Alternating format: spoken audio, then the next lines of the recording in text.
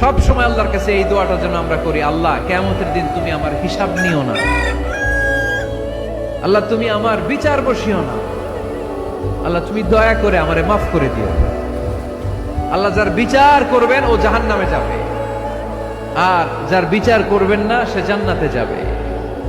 আল্লাহ যদি বিচার করে আর পাই টু পাই হিসাব নেয়, নামাজ পড়লি না কেন, রোজা রাখলি না কেন, মিথ্যা বললি কেন, খাদ্যে ভেজাল দিলি কেন, মাছে ফরমালিন দিলি কেন, যৌতুক খাইলি কেন, ঘুষ খাইলি কেন, উল্টাপাল্টা করলি কেন, জিনা করলি কেন, একটার পর একটা প্রশ্ন বানে যদি সেই ভয়ঙ্কর দিনে আল্লাহ আমাদেরকে জর্জরিত করে, আমাদের কোনো উত্তর আছে? সেদিন আমাদের বাঁচার কোনো উপায় আছে?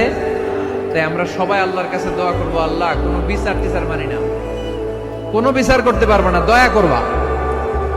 কথা কয় না? কি করবে?